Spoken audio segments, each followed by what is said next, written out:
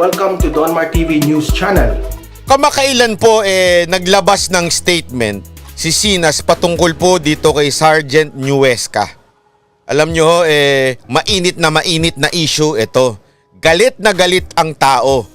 Kaya nga nung ito'y lumabas at nag-trending, iba't iba ang reaksyon ng mga mamamayan.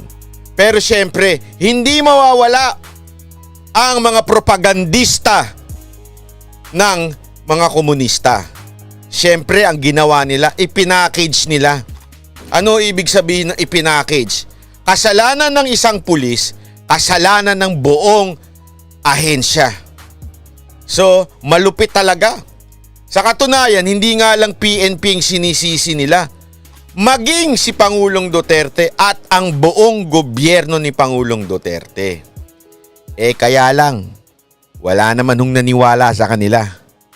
Kaya eto, tinatarget naman ngayon si Sinas. At lumabas gaho ito. Dito ho nagsimula ang lahat ng gulo. Nung sinabi daw di umano ni Sinas, okay, na delikado ang pagkuha ng litrato at video ng mga krimen. Sinas. Yan ho ang headline ng GMA. Tapos, sinundan pa. Ano yung nakasulat sa baba? Hindi magandang idea ang pagkuha ng mga litrato at video sa mga kaganapan na krimen. Pahayag ni PNP Chief Debold Sinas. Siyempre, yung mga hindi naman umiintindi o hindi muna binubuksan yung buong article, react naman ng todo at galit na galit kay Sinas Quezon. Yan na nga lang ang aming sandata para hindi mag-abuso ang mga kapulisan. So kanya-kanya ng reaksyon. Siyempre naman yung iba, ginamit din ito. At nag-interview pa itong media ng mga karagdagan sa mga propagandista ng komunista. At tinanong nila, pabor ka ba sa ganito na sinabi ni Sinas na hindi maganda ang litratuhan o i-video ang ano? Siyempre, kung mali ang tanong, naturalmente, mali din ang sagot. Diba? So, react naman yung mga propagandista ng mga komunista. So, ang sinabi nila, bakit ganito? Hindi dapat yan kasi yan na nga lang ang aming sandata para sa police abuses. Mga ganyan sila mga hirit, diba? Mga animal na ito.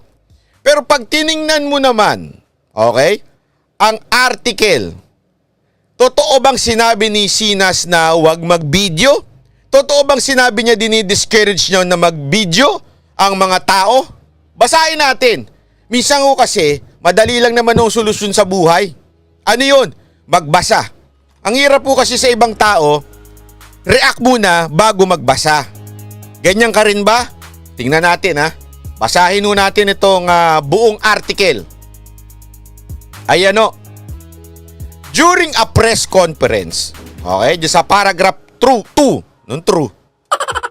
Paragraph 2, Sinas was asked for his reaction about the public sentiment that it was good the shooting incident involving Nuesca was caught on video or else the cop could easily get away with it. Okay? Walang eksaktong tanong. Hindi nilagay dito yung quote by quote na tanong. Okay? Ibig sabihin yung verbatim o word by word, word for word. Ang nilagay lang dito ay yung sagot niyang word for word. Ano yung sagot niya? I think nasa mga tao po yun. Sa mga witness na kumukuha ng video and photos. I will not advise because very tricky yun. Baka mamaya kumukuha ka ng video tapos baka mapagbalingan ka. So sa inyo po iyon. Sa madaling salita ho, sinasabi, ingat. Ingat ka kasi pag mga ganyang incident na, tapos ikaw kasama ka pa o kasama ka dun sa eksena, ibig sabihin ikaw ay merong panig. Halimbawa dito sa sitwasyon na ito, ang kumukuha, di ba, kamag-anak nung napatay. Kung mapagbalingan siya nung pulis at habulin siya at siya rin, alam mo naman, si Rayo ulo ng pulis na ito, kung siya naman yung pagbalingan pagkatapos barilin yung mag-ina o hindi damay ka. Ang sinasabi lang naman ni Sinas, mag-ingat. Okay? Ano pa sabi? If I may suggest, kung may mga ganitong incident we just witnessed at saka wag na tayo mag-interfere. Lalo na pag armed or dangerous yung suspect o yung mga involved. Ibig sabihin, kung kumukuha ka, wag ka nang sasali. Yun ang sinasabi. If, diba, I may suggest kung may ganong incident we just witnessed at saka wag na tayong mag-interfere. Wala namang sinabing wag ka nang kumuha. Okay? Ito pa, para mas malinaw.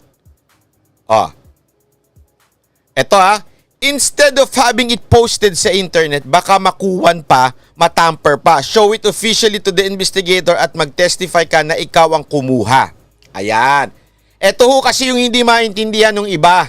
Okay? Ito yung hindi nila maintindihan. Ang proseso sa korte. Mamaya papaliwanag natin yan. Pero ang pinakamahalaga dito sa paragraph na ito ay itong naka-highlight. If civilians really want to take photos or videos, they have to make sure that they are far from the crime scene. Ibig sabihin, ang pinaka-primary concern ni Sinas hindi yung wag mong i-video, wag mong i-photo. Ang pinaka-primary concern niya ay yung kaligtasan nung kumukuha. Bakit? Okay? Kaya nga ang linaw na sinasabi niya dito, lumayo ka at doon mo kuhanan para hindi ka mahabol o sakasakali mag-init ang ulo ng pulis ng tuluyan at pagbabarilin ng lahat ng nasa paligid, hindi ka madamay. Yun lang naman po. Bakit? Kanyo. Tandaan ninyo, sa korte, ito'y pinagtanong natin sa mga abogado na malulupit.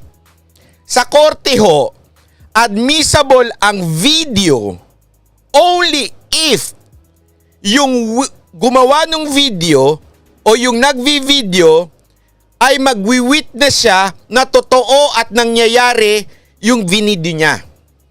Okay? Sa madaling salita, kung hindi mag-testify yung kumukuha ng video, hindi ho yan magiging part ng evidence. Ulitin ho natin para malinaw. Kailangan yung kumuha, sasabihin niya in court, etong kinukuha ko ay nagganap noong ganito, ganito, ganito. At ako mismo ang kumukuha at nakikita ko sa aking mata. Yung aking binibidyo ay totoo. Okay? So, ano ibig sabihin nun? Pinag-iingat ni Sinas. Isipin nyo na lang ito What if? Kunwari lang sa mga instance na ganito, ikaw kumukuha ka ng video, may nangyayari. Bautak yung pulis. Binaril pati yung nagbibideo. Wala na ngayong magwi-witness doon sa nukuhanan na video. Naintindihan natin? Tandaan ninyo, okay?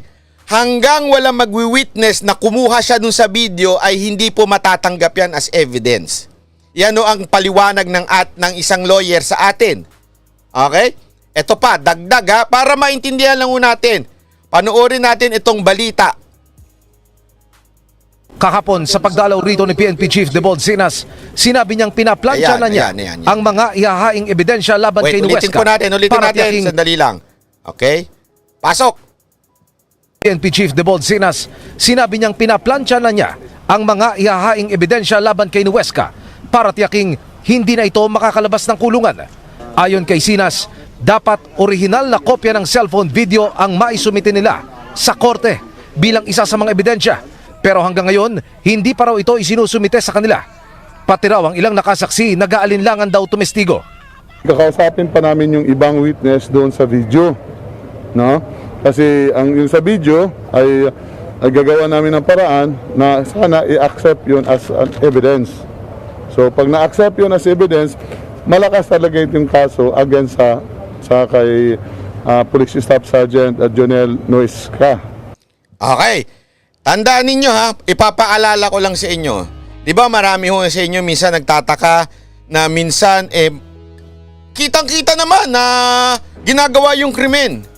Bakit biglang napakawalan ng korte? Remember, magaling yung ibang abogado na pwedeng madaan sa technicality yung pangyayari.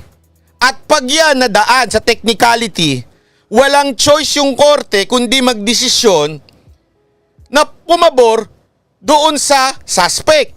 Okay, bakit to? Remember, kaya nga ang judge ganito, 'di ba? Yung simbolo nila ay nakaganyan, yung may ano ba 'yan? Kaganyan ba 'yung basta may timbang-timbang na naka-blindfold. Hindi kasi ang judge nag-judge siya ng according to emotion. Oh, nakakaawa, napatay, ganito. Hindi ganyan ang judge. Ang judge dapat hindi siya tumitingin kung sino yung suspect o sino kaya yung biktima. Ang kanya, tinitimbang niya yung ebidensya na ipinresinta sa kanya. At yung iba, hindi admissible sa court kung mali ang pagkapresinta o mali yung sistema o yung protocol. Sa madaling salita ho, mangyayari niyan, pwede mag-drop yung case dahil sa technicality. Hindi nyo napapansin, marami hong nakakalaya na obvious kriminal yan bakit napalaya? Technicality. Yan ho ang trabaho ng mga abogado. Siguraduhin ma-dismiss yung kaso, kaya inaaral nila lahat ng anggulo. Magkamali lang yung pulis ng pagpresenta ng ebidensya, drop ang case.